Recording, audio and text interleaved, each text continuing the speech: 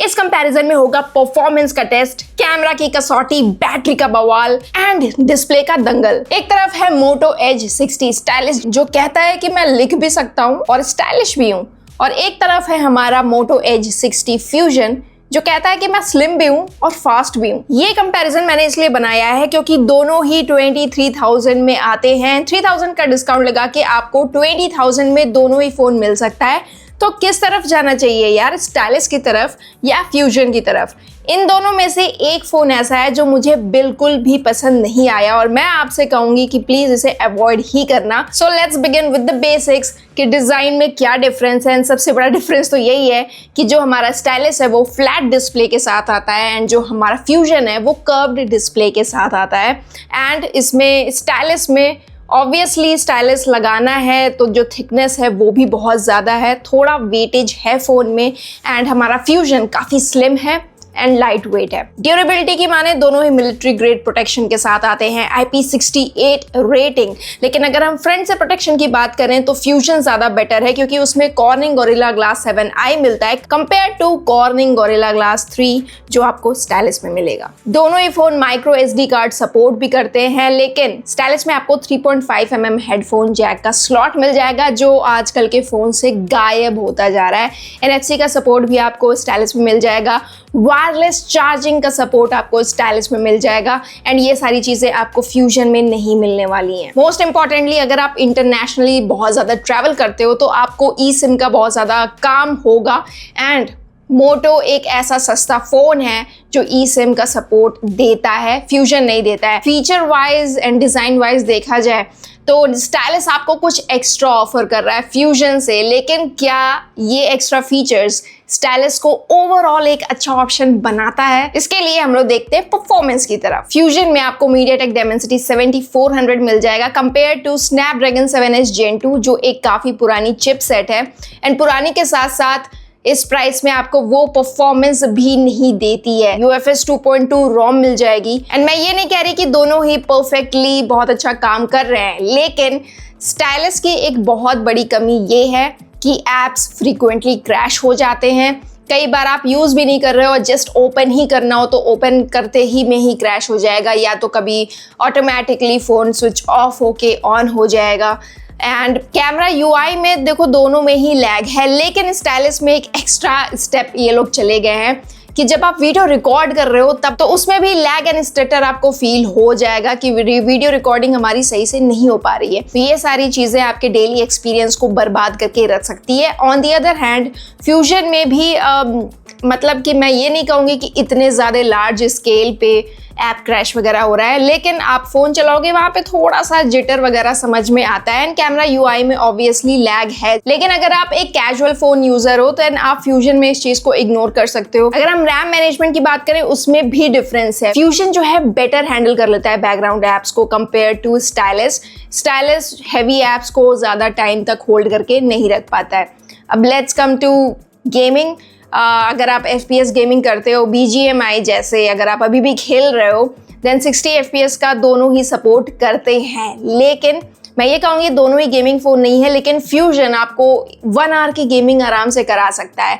Consistently आपको 50s में, मैं तो कहूँगी अबव 55 आपको एवरेज FPS मिल जाएगी। लेकिन स्टाइलिश में आप मैक्सिमम एक गेम खेलोगे उसमें भी आपको 57-55 की एवरेज FPS मिलेगी एंड उसके बाद आपका खेलना बहुत मुश्किल हो जाएगा क्योंकि बहुत ज़्यादा ड्रॉप करेगा, आपका FPS 20s में चला जाता है। सो ये बिल्कुल भी गेमिंग के लायक नहीं है। फ्यूजन पे आप स्टिल अपने दोस्तों के साथ एंजॉय कर सकते हो। हाँ, एक और चीज़ में आप इंटरेस्टेड होगे कि कैमरा कैसा है, क्योंकि दोनों ही फ़ोन सेम स्पेसिफिकेशंस ऑफर करते हैं। फ्रंट से 32 मेगापिक्सल एंड बैक साइड से 13 मेगापिक्सल अल्ट्रा वाइड दोनों में ही मिलता है। 50 मेगापिक्सल का main sensor with Sony Lytia 700C with same aperture.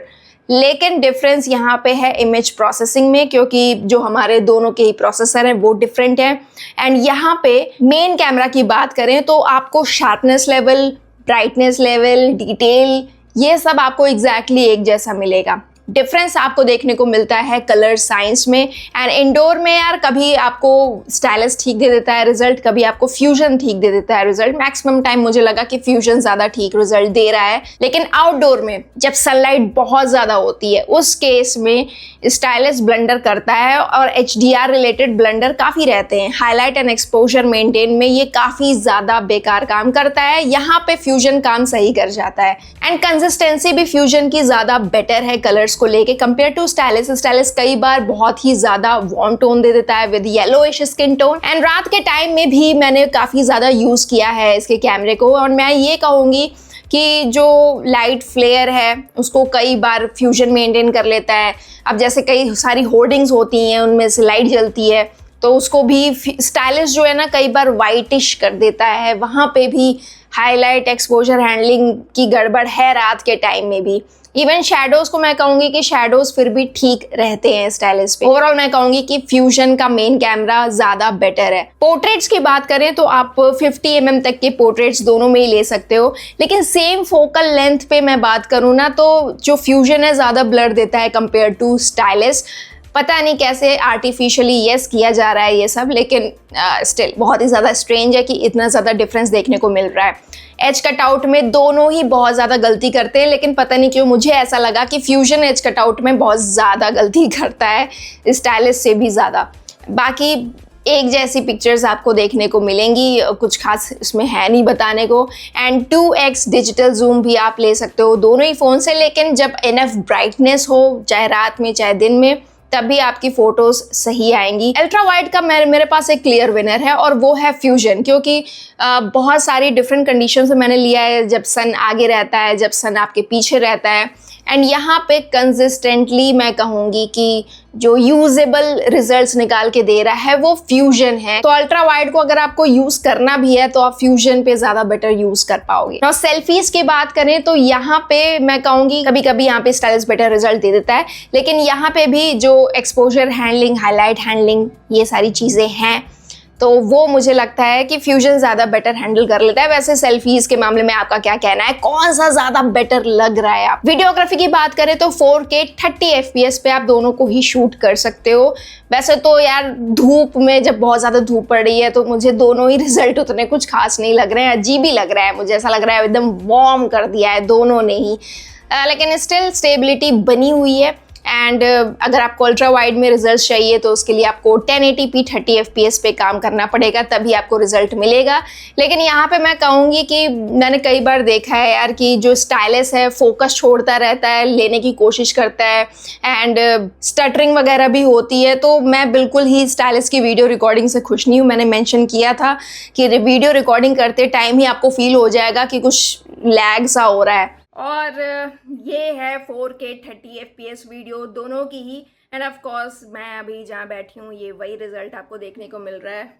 ओह, ये थोड़ा सा मैंने कैमरा इधर शिफ्ट कर दिया, देखने में लग रहा है कि थोड़ा सा सैचुरेशन लेवल में फ़र्क आ रहा है। ओवरऑल मैं कहूँगी कि जो कैमरा है, ऑफ कोर्स जो हार्डवेयर है कैमरा का वो सिमिलर दिया गया है, लेकिन प्रोसेसिंग वाइज फ्यूजन एक ज़्यादा बेटर रिजल्ट आपको हर कंडीशन में निकाल के देगा, इंक्लूडिंग नाइट के टाइम। नाउ नेटवर्क स्टेबिलिटी मैंने दोनों में ही देखी है। कुछ मोटो फोन्स में नेटवर्क को लेके प्रॉब्लम हो जाती है कि 5G स्टेबल नहीं रहता, लेकिन इसमें मैंने देखा है कि ठीक है 5G सही काम कर रहा है एटलीस्ट मेरे एरिया में, और मैं जहाँ भी जा रही हूँ वहाँ पे भी स्टेबिलिटी है एटलीस्ट। अगर आप में नहीं है तो आप प्लीज़ कमेंट में बताना ताकि दूसरों को पता लगे कि क्या हाल चल रहा है। एंड बैटरी की बात करूँ तो बैटरी देखो, बैटरी जो ड्रेन होती है दोनों में ही थोड़ी सी फास्ट है।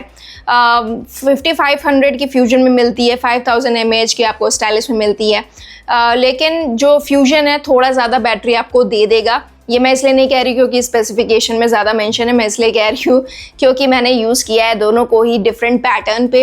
एंड 6 आवर या 6 आवर 30 मिनट्स तक फ्यूजन फिर भी जा सकता है, लेकिन स्टाइलिश में है थोड़ी, मुझे लगता है कि बैटरी वीक है इसकी। एंड जो रात भर अगर आप नेट ऑन करके छोड़ दोगे तो वहाँ पे भी ड्रेनिंग काफ़ी ज़्यादा है। सो यस, इन्होंने वायरलेस चार्जिंग दी है, लेकिन जो बैटरी की कैपेसिटी है वन टाइम चार्ज करने पे वो थोड़ी सी कम हो गई है। डिस्प्ले की बात करेंगे, वैसे डिस्प्ले से याद आया कि फ्यूजन में मेंशन है कि पैंटोन कैलिब्रेटेड कलर है, लेकिन स्टाइलिस में ऐसा कुछ मेंशन नहीं है कि पैंटोन कैलिब्रेशन ये लोग दे रहे हैं। अगर हम लोग यही चीज़ डिस्प्ले में बात करें 4K वीडियोस में, तो आपको HDR का सपोर्ट YouTube पे भी नहीं देखने को मिलने वाला है स्टाइलिस में, लेकिन HDR वीडियोस अच्छे से फ्यूजन पे चल जाती है। नेटफ्लिक्स पे तो दोनों ही HDR नहीं देते हैं। इवन हम लोग ब्राइटनेस शार्पनेस की भी बात करें तो वहाँ पे फ्यूजन मुझे ज़्यादा बेटर लगा। आउटडोर की भी बात करें यार, तो जो फुल ब्राइटनेस पे, मैक्सिमम ब्राइटनेस पे फ्यूजन ज़्यादा बेटर विजिबिलिटी देता है स्टाइलिस से। अगर हम स्पीकर की बात करें, यहाँ पे देखो एक तो मुझे प्रॉब्लम लगती है डॉल्बी एटमॉस वाली।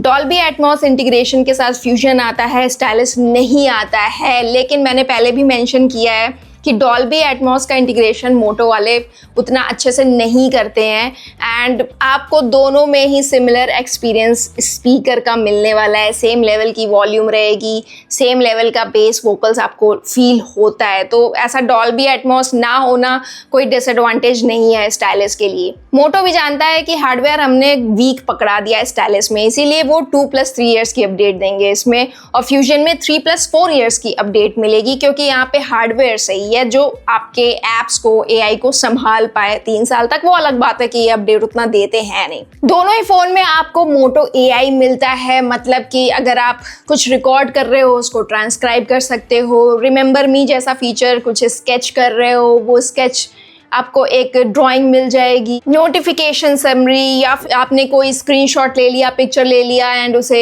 याद रखना है कि कुछ इंपॉर्टेंट है आपके लिए, देन वो भी फैसिलिटी है। स्टाइलिस में आपको एक स्टाइलिस वाली चीज़ भी मिलती है, उससे आप स्केच वगैरह कर सकते हो, या लाइव कैलकुलेटर का फीचर है।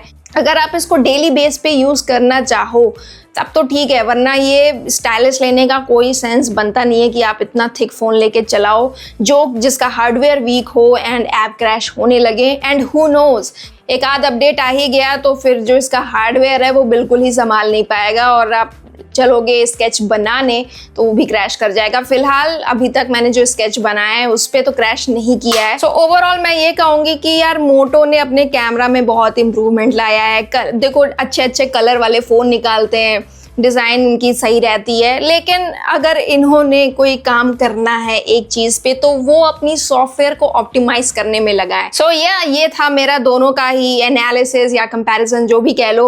और मैं डायरेक्टली ये कहना चाहूँगी कि स्टाइलिस फ़ोन मुझे बिल्कुल अच्छा नहीं लगा, लेकिन अगर आपको 25,000 में एक फ्लैट डिस्प्ले वाला फ़ोन चाहिए तो शायद आप फ्यूजन को कंसिडर नहीं करोगे। वैसे फ्यूजन अपने आप में एक सही फ़ोन है जो आप 20,000 में भी ले सकते हो, लेकिन अगर आपको 25,000 के अराउंड एक फ्लैट डिस्प्ले वाला फ़ोन चाहिए तो ऑप्शंस आपके पास लिमिटेड हो जाते हैं। तो OnePlus Nord 4 एक काफ़ी अच्छा ऑप्शन है जो डिस्काउंट के बाद आपको उसमें मिल सकता है, या फिर आप जुलाई तक का वेट करो, OnePlus Nord CE 5 लॉन्च होने वाला है। So yes, that's it. Thumbs down for stylish and thumbs up for fusion. आपकी क्या चॉइस है लिखिएगा कमेंट में, मैं जरूर जानना चाहूंगी। वैसे मैं हूं सृष्टि, आप देख रहे हो टेकिला टी, जहां आपको मिलते हैं unbiased reviews and interesting tech explainers, और हम लोग मिलेंगे ऐसे इंटरेस्टिंग नेक्स्ट वीडियो में। Till then bye bye.